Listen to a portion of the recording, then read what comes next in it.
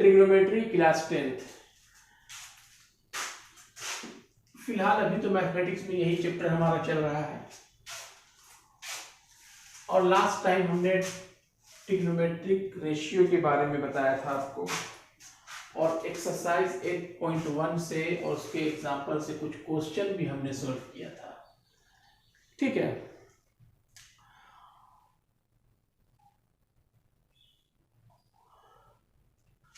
किसी भी right angle triangle में परपेंडिकुलर बेस हाइपोटेन्यूज उसका sine theta cos theta tan theta से क्या रिलेशन है, ये भी हम लोग सब पढ़े थे। ठीक है, तो आज हम लोग कुछ उससे आगे बढ़ते हैं। हम लोगों ने क्या पढ़ा था कि sine theta equal to P by H होता है और कॉसेक थीटा क्या होता है, जस्ट उसका रिवर्स हो जाता है, रेसिप्रोकल, यानी एच बाई पी। तब देखिए ये है आपका साइन थीटा को अगर मल्टीप्लाई कर दे कॉसेक थीटा से, ठीक है, तो ये होता है इक्वल टू 1। ठीक है, कैसे होता है, साइन थीटा क्या होता है p बाई एच और कॉसेक थीटा क्या होता है h by P. Sign theta p by H, cosec theta h by P. ठीक है, तो क्या हो गया, आपस में कैंसिल हो गया, क्या 1। तो sine theta into cosec theta क्या होता है 1 होता है। इससे क्या रिलेशन निकला है बाबा, देखिए कि साइन थीटा जो होगा वो क्या होगा, कॉस थीटा को इधर ले जाएंगे तो 1 बाई कॉसेक थीटा, ये भी एक फॉर्मूला हुआ। आगे देखिए,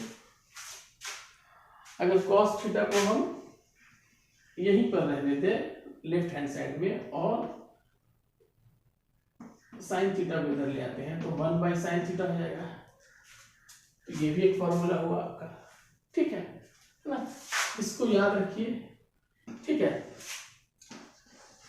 यानी कॉस थीटा को अगर हम मल्टीप्लाई कर दे सेक थीटा से, कॉस थीटा को, इसकी वैल्यू के इक्वल क्या होगा, ये भी क्या होगा इक्वल टू 1 होगा। क्यों, कॉस थीटा क्या होता है b बाई एच और sec theta h by B, ठीक, उसका रेसिप्रोकल हो जाता है। तब क्या होता है, यानी h by B multiplied b by H, cancel होगी, क्या बचा 1। ठीक है, तब इससे भी देखिए दो फार्मूला और ड्राइव होंगे। ये है cos theta equal to 1 by sec theta और सेक थीटा इक्वल टू कितना होगा 1 by cos theta. Sec theta equal to 1 by cos theta. ठीक है,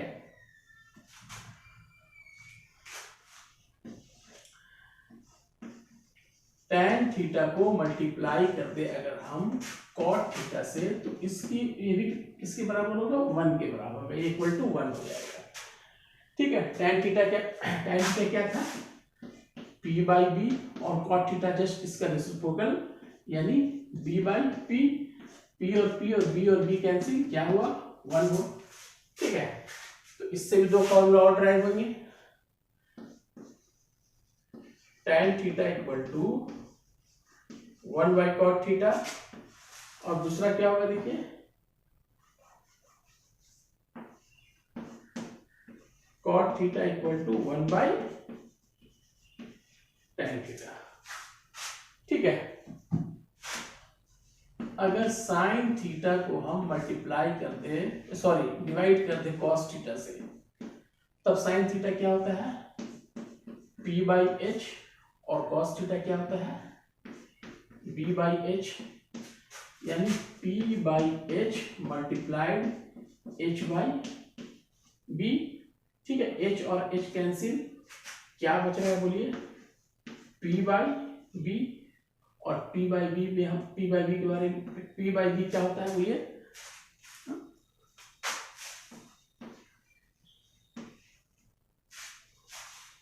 p बाई b क्या होता है टैन थीटा।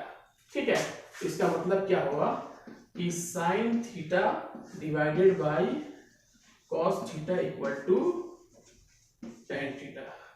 ये एक फॉर्मूला भी आपको याद रखना है, ये भी एक फॉर्मूला आपको याद रखना है। ठीक है, आगे देखिए, अगर हम कॉस थीटा को डिवाइड कर दे साइन थीटा से, तब कॉस थीटा कितना होता है, b बाई एच, और sine theta p by H, cos theta p by H और sine theta p by H. तब देखिए क्या होगा, b by H multiplied h by p, h और h कैंसिल, क्या बच रहा है देखिए, b बाई p, और b बाई p क्या होता है, cot theta. b by p क्या होता है, कॉट थीटा। तो इसका मतलब क्या हुआ कि cos theta divided by sine theta equal to cot theta. ठीक है, ये भी एक फॉर्मूला है जो आपको याद रखना है। ठीक है, इतना तो समझ में आ गया होगा आपको। अब देखिए, trigonometric ratios of some specific angle. ठीक है, वहां पर हमने इससे पहले जो पढ़ा था हमने ट्रिग्नोमेट्रिक रेशियो, वो ट्रायंगल के साइड से रिलेटेड है, एंगल से है। ठीक है, एंगल से है। तो एनसीईआरटी बुक में आपका इसमें देखिएगा, अच्छी तरीके से देखिएगा, टेबल बना हुआ है कि साइन 0 डिग्री कितना होता है, साइन 30 डिग्री कितना होता है, साइन 45 कितना होता है। ठीक है, तो वो टेबल हम ड्रॉ करने यहाँ नहीं जा रहे हैं। ठीक है, वो टेबल हम यहाँ ड्रॉ नहीं करेंगे, और सिर्फ दो चीज बताएंगे आपको, सिर्फ साइन थीटा और कॉस थीटा, और उसी के आधार पर जो है आप tan theta, cot theta, sec theta, cosec theta की वैल्यू आप खुद निकाल सकते हैं। ये देखिए थीटा एंगल है, थीटा 0 डिग्री भी होगा तो क्या होगा, theta 30 degree, theta 45 degree, 60 degree, 90 degree. ठीक है, अब यहां पर देखिए, ये है आपका साइन थीटा, ये आपका साइन थीटा, यानी थीटा अगर 0 डिग्री हो तो साइन 0 डिग्री क्या होगा, थीटा अगर 0 डिग्री हो तो साइन 0 डिग्री क्या होगा, ये हो जाएगा 0। अगर एंगल थीटा जो 30 डिग्री हो जाए तो साइन 30 डिग्री क्या हो जाएगा आपका, 1/2, 1/2। ठीक है, इसी तरह से साइन 45 डिग्री 1/√2, 1/√2। ठीक है, इसी तरह से ये देख लीजिए, साइन 60 डिग्री √3/2, √3/2, और साइन 90 डिग्री 1 हो गया। ठीक है, साइन 90 डिग्री 1। अब कॉस थीटा जो होगा, देखिए कॉस थीटा, आप लोग राइट साइड से चलिए, कॉस 0 डिग्री 1, कॉस 30 डिग्री √3/2। ठीक है, cos 40 degree, sorry 45 degree 1/√2, cos 60 degree 1/2, और कॉस 90 डिग्री 0। ठीक है, अब चलिए देखते हैं इसको हम याद कैसे रखें, और इन दोनों की मदद से हम other trigonometric ratio of some specific angle कैसे निकालेंगे। ठीक है, चलिए देखिए, इसको इस तरीके से याद रखिए, 0, 1, 2, 3, 4, 0 degree, 30 degree, 45 degree, 60 degree and 90 degree. ठीक है, सेकंड स्टेप में क्या कीजिए, सबको 0/4 कर दीजिए। 0/4, 1/4, 2/4, 3/4, 4/4। ठीक है, अब देखिए 0/4 क्या आ जाएगा, ये 0 हो जाएगा। ठीक है, 1/4, सॉरी, अब क्या कीजिए कि सब में रूट लगा दीजिए।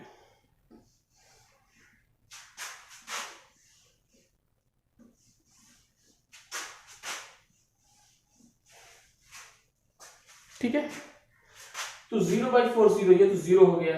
ठीक है, 0। ठीक है, 1/4, तो स्क्वायर रूट ऑफ 1 क्या होता है, 1 होता है, और 4 क्या होता है, 1/2 हो जाएगा। ठीक है, अब यहाँ देखिए 2 2 जा 4, यानी 1/2 होगा।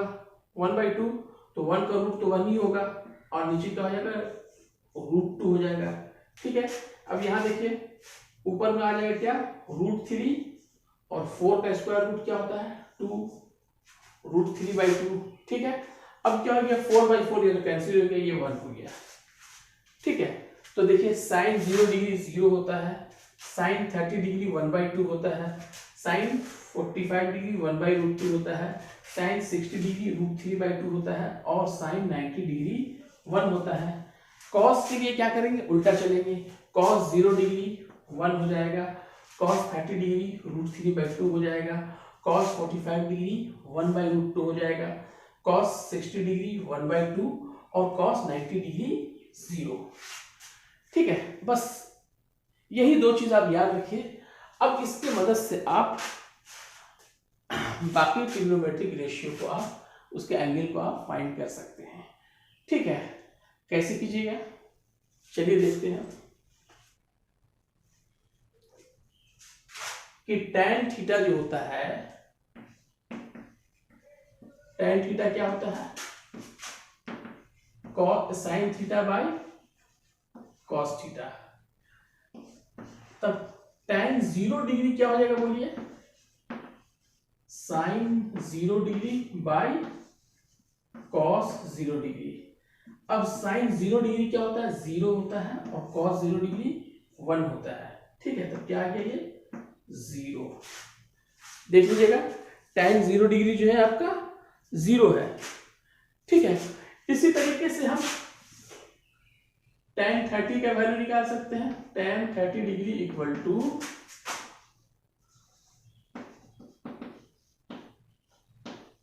sin 30 degree by cos 30 degree. अब sin 30 डिग्री क्या होता है, 1/2, और cos 30 डिग्री √3/2। तब क्या होगा, ये 2 और 2 कैंसिल होगा, ये 1/√3। tan 30 degree 1/√3। इसी तरह से आप कॉट का भी निकाल सकते हैं। तो यानी आपका एक टेबल जो है इसमें बना हुआ है, टेबल 8.1 है आपके एनसीईआरटी बुक में। ठीक है, तो अब आप लोग अपने से कोशिश कीजिए निकालने। तो दो वैल्यू आप लोग याद रखिए, साइन थीटा और कॉस थीटा का। ठीक है, और उसके मदद से, उसके हेल्प से जो है आप tan theta, cot theta, sec theta और कॉसेक थीटा की वैल्यू को निकालिए। अब जैसे मानते हैं हम अगर कॉसेक थीटा, तो कॉसेक थीटा इक्वल टू क्या होता है, 1/sin थीटा। अब यहाँ वैल्यू पुट करती जाइए, यहाँ भी वैल्यू होगा तो आपको कॉसेक का मान निकल जाएगा। अगर कॉसेक 0 डिग्री का मान निकलना चाहे तो यहाँ क्या हो जाएगा, 1/sin 0 डिग्री हो जाएगा। ठीक है, और sin 0 डिग्री क्या होता है, 0 होता है। अब 1/0 क्या होता है, नॉट डिफाइंड। 1/0 not defined. तो cosec 0 डिग्री क्या होता है, नॉट डिफाइंड। इसी तरह से sec का निकालिए, cos का निकालिए, tan का। तो जैसे मैंने आपको फॉर्मूला लिखाया है कि sin theta into cosec theta equal to 1, sin theta equal to 1/cosec theta, cosec theta equal to 1/sin theta, उसी की मदद से आप क्या कीजिए, उसको वैल्यू सबको निकालते जाइए आप। ठीक है, वैसे आप एनसीईआरटी बुक में जो है ये बना हुआ है, टेबल बना हुआ है, उसको टेबल को देख लीजिए। और फॉर्मूला की मदद से उसको निकालिए आप, तो आराम से आपका जो है मतलब वैल्यू निकलता जाएगा। ठीक है, tan 30 का tan 45 का निकालना है तो tan 45 degree equal to cos sin 45 divided by cos 45। अब sin 45 cos 45 का वैल्यू को पुट कर दीजिए तो देखिए क्या आएगा, sin 45 डिग्री क्या होता है 1/√2, cos 45 डिग्री क्या होता है 1/√2, दोनों कैंसिल हो जाएगा। तो देखिए उसमें आपका टेबल बना हुआ है tan 45 डिग्री जो है वो 1 होता है। ठीक है, अब इसमें कुछ क्वेश्चन है यानी एक्सरसाइज आपका 8.2, वो नेक्स्ट क्लास में हम सॉल्व करेंगे उसको। बाकी फिलहाल यही तक रहने देते हैं।